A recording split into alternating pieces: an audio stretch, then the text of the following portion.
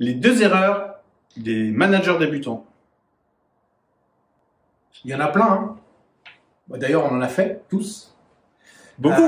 Deux erreurs. La première, qui me vient tout de suite, ne pas avoir de mentor. Ouais.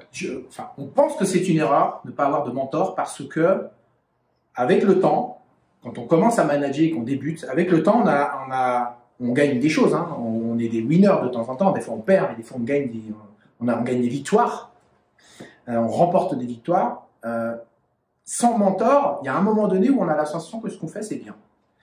Mais c'est pas volontaire de dire je suis meilleur ou je suis super fort. C'est pas ça. C'est intrinsèquement, on a la sensation que comme on a un peu le fruit des choses, on a une façon de manager qui est intéressante, riche, etc.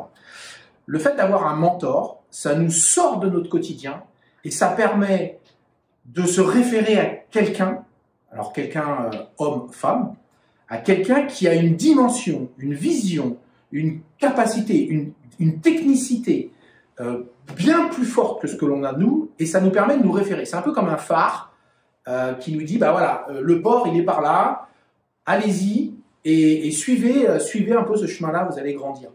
Ne pas avoir de mentor, c'est ne pas se donner la possibilité de grandir rapidement, et donc on vous invite vraiment à trouver des mentors. Donc là, il faut passer des coups de fil, il faut essayer de rencontrer des gens, il faut essayer de communiquer, d'échanger, de partager. Il faut accepter ses faiblesses pour être capable de dire, bah, je débute en management, et même on peut enlever le terme débutant, je manage.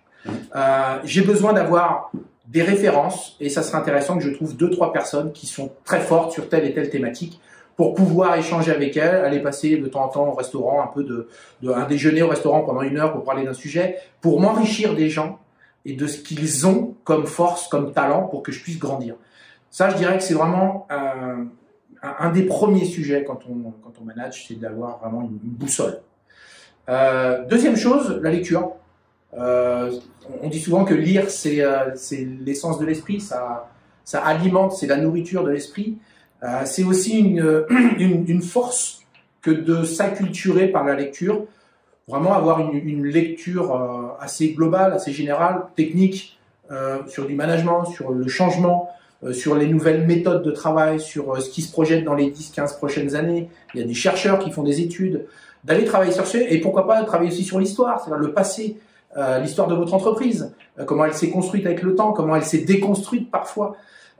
Lire aussi la vie des autres entreprises, adhérer dans des associations, peut-être pour essayer aussi d'élargir votre spectre. Mais en fait, on parle de culture, on parle de s'acculturer soi-même et en permanence d'être en train de se dire je suis pas le surhomme, le parfait, le très bon, j'ai des failles, je fais des erreurs et je me forme, mentor, lecture et puis formation également, mais mentor, lecture déjà, ça veut dire que vous avez un travail sur vous, seul, et c'est une démarche personnelle qui est beaucoup plus forte. Je vais reformuler sur les mêmes sujets. Et vous allez voir que parfois, sur les mêmes sujets, c'est mieux d'avoir des versions différentes, et c'est des problèmes que vous avez au quotidien d'ailleurs. Donc, mentor, c'est aussi vous assurer qu'il y a des gens plus intelligents que vous dans la salle dans laquelle vous êtes. Souvent, parce que vous aurez le bénéfice de pouvoir apprendre d'eux.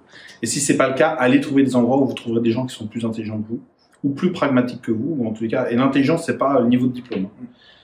Deuxièmement, sur la partie lecture, je complète en disant que pouvoir lire un livre de 450 pages sur un expert du domaine, c'est comme passer 20 heures avec cette personne.